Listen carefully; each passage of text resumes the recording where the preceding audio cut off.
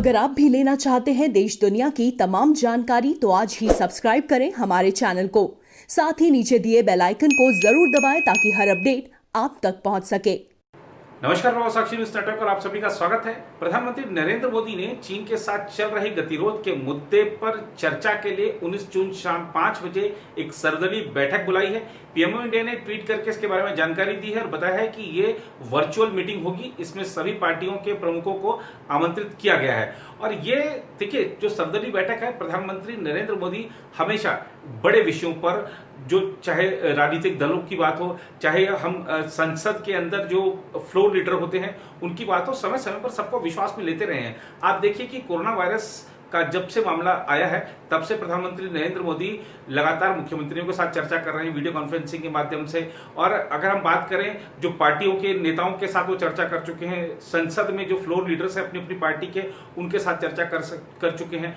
विदेश मंत्रालय और जो रक्षा मंत्रालय पर बार बार सवाल उठा रहे हैं कुछ विपक्ष के लोग, खासतौर पर राहुल गांधी, की आप अब तक चुप क्यों हैं, चीन में क्या हो रहा है, जो एलएसी है उस पर क्या हो रहा है, उसके बारे में जानकारी दीजिए। आज तो राहुल गांधी जो कांग्रेस सांसद हैं उन्होंने हद कर दी और उन्होंने जो कुछ कहा है प्रधानमंत्री नरेंद्र मोदी को। देखिए, लोकतंत्र में देखिए एक चीज रहती है कि आप सरकार से सवाल पूछ सकते हैं, लेकिन सवाल पूछें आप, लेकिन गरिमा के साथ पूछें।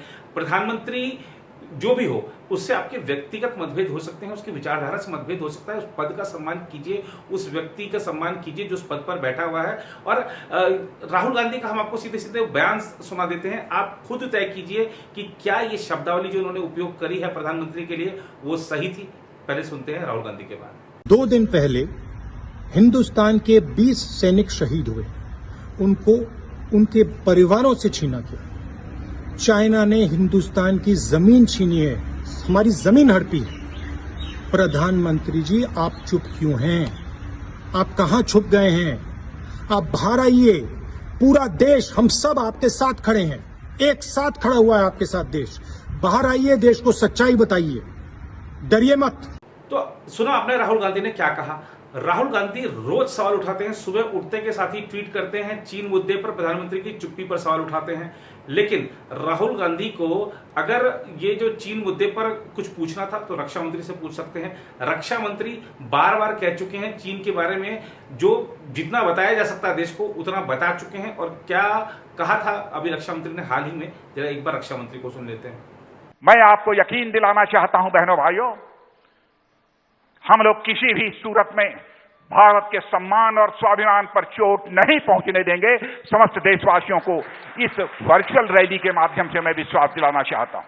और रक्षा मंत्री पर भी अगर विश्वास नहीं है राहुल गांधी को, या सवाल उठाने वाले लोगों को, या सबूत मांगने वाले लोगों को, तो गृह मंत्री अमित शाह ने हाल ही में, यानी कि पिछले सप्ताह ही क्या कहा था, जरा ये भी सुन लेते हैं। भारत की रक्षा नीति को वैश्विक स्वीकृति मिली। पूरा दुनिया ये मानने लगा कि अमेरिका और इजराइल के बाद अगर कोई देश अपनी सीमाओं की रक्षा करने के लिए सक्षम है तो उसमें तीसरा नाम हमारे महान भारत का जोड़ने का काम किया। और अगर राहुल गांधी को केंद्रीय मंत्रिमंडल के किसी सदस्य पर विश्वास नहीं है तो प्रधानमंत्री नरेंद्र मोदी के उस वक्तव्य को उनको याद रखना चाहिए, जिस वक्तव्य को पूरी देश ने मानकर उनको 2019 में एक बार फिर भारी बहुमत के साथ सत्ता में बिठाया था। आपको भी हम जरा सुनाई देते हैं प्रधानमंत्री नरेंद्र मोदी का वह वक्तव्य। सौगंध मुझे इस मिट्टी की,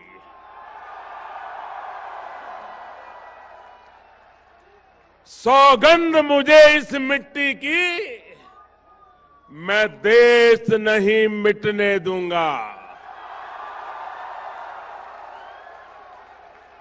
मैं देश नहीं रुकने दूंगा।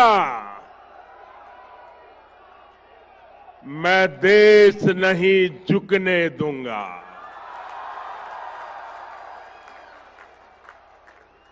सौगंध मुझे है मिट्टी की, मैं देश नहीं मिटने दूंगा। बहरहाल अब हम आगे बढ़ते हैं और जरा आपको बताते हैं कि दुनिया क्या सोच रही है भारत और चीन के इस तनाव के बारे में। सबसे पहले दिखाते हैं आपको ब्रिटेन के इस अखबार के खबर के बारे में। आप देखिए, इसमें तो वर्ल्ड वार की भारत चीन के बीच में एक युद्ध की आशंका जता दी गई है। दिखाया गया है, जो सैटेलाइट से इमेज लिए गए हैं उसमें दिखाया गया है कि किस तरह गलवान घाटी में दोनों तरफ से सेनाओं को बढ़ाया जा रहा है। आप देख सकते हैं जो इमेज है, जो खबर है। यही नहीं, अगर हम बात करें अमेरिकी समाचार पत्र वॉशिंगटन पोस्ट की, उसने भी कह दिया है कि वो बस युद्ध होने ही वाला है। आप इस खबर में देखेंगे तो और भी कुछ अमेरिकी समाचार पत्रों में इसी तरीके की रिपोर्ट्स हैं। बहरहाल अगर हम बात करें अमेरिका की, तो अमेरिकी विदेश मंत्रालय ने साफ साफ कहा है कि भारत और चीन के जो मामले हैं उस पर हमारी करीबी नजर बनी हुई है। और जो भारत ने 20 जवानों की शहादत की बात कही है, तो जो अमेरिकी विदेश मंत्रालय ने कहा है कि हम शहादत को नमन करते हैं और जो उनके परिवारजन हैं उनके प्रति अपनी सांत्वना व्यक्त करते हैं। भारत के साथ हम खड़े हैं। अगर हम बात करें जो दूसरे समाचार पत्रों की, तो पहले आपको जरा डॉन, पाकिस्तान का समाचार पत्र है डॉन। अब आप देखिए कि पाकिस्तान ऐसे में भी क्या खेल खेलता है, अपनी जनता को किस तरह की से वहां के हर कोई व्यक्ति है वो भ्रमित करता है। अब देखिए कि इस डॉन में इतना लिखा हुआ है कि भारत के 20 जवानों की मौत हुई है। चाइना को कितना नुकसान हुआ इसका एक लाइन में या एक शब्द में भी जिक्र नहीं है। तो ये है जो वहां का पाकिस्तान का मीडिया इस तरीके की चीजें दिखाता है। दूसरी ओर चीनी मीडिया को देखिए, वहां का जो ग्लोबल टाइम्स है वो चीनी सेना के युद्धाभ्यास के वीडियो जारी कर रहा है। अरे भैया, वीडियो से किसको डरा रहे हो? वीडियो से डर नहीं लगता किसी को। अगर आपको लगता है ऐसा है कि वीडियो से डर लगता है, तो आप हमारी सेना का भी जो युद्धाभ्यास का वीडियो देख लीजिए, हमारी सेना का जो तैयारियों का वीडियो देख लीजिए।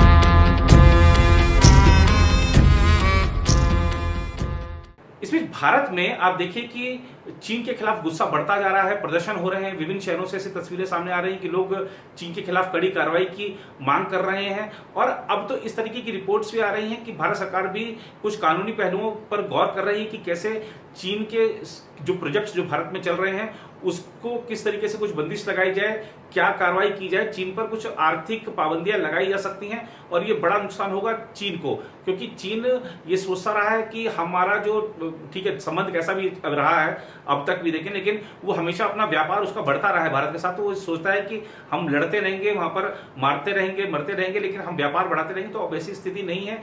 चीन को इस बार सबक सिखाया जाएगा और इसकी पूरी तैयारी हो चुकी है। चीन को किसी भी मुगालते में नहीं रहना चाहिए। अरे इधर घुमा चीन मुर्दाबाद! ये कमेला चलता है। जिस तरीके से चीन के द्वारा नापाक हरकत हमारे देश के ऊपर किया गया, ये बिल्कुल ही गलत है। हमारे हिंदुस्तान के हर नागरिक 130 करोड़ आबादी के लोगों से अपील है, और जो विदेश में बैठे हुए हमारे एनआरआईज हैं उनसे अपील है कि चाइना के वस्तुओं का, चाइना के उत्पादों का बहिष्कार करें और एक आर्थिक युद्ध चाइना के खिलाफ हम भारतीय और एनआरआईज जो अप्रवासी भारतीय उनको छेड़ने की जरूरत है।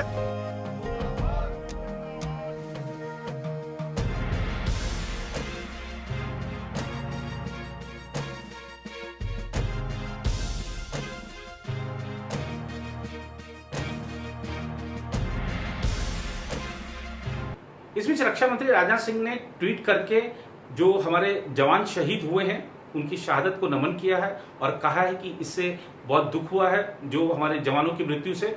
और उन्होंने कहा है कि भारत की जो जनता है भारत की सेना के साथ खड़ी हुई है। वहीं अगर बात करें चीन की, तो उसकी हेगड़ी बरकरार है। देखिए, चीन को एक तो ये बात समझ में आ जानी चाहिए कि बिना किसी गोली चलाए, बिना किसी हथियार का उपयोग किए आपके 43-45 लोग ठोक दिए गए और इतने सारे लोग घायल कर दिए गए। तो आप भारत की सेना का जो मजबूती है, भारत की सेना का जो साहस है, शौर्य है, वो तो आपने देख ही लिया होगा। और आप तो इतने छोटे छोटे से वो गोदी में उठा उठा के मारेंगे हमारे सैनिक, आपको ये बात ध्यान रखना।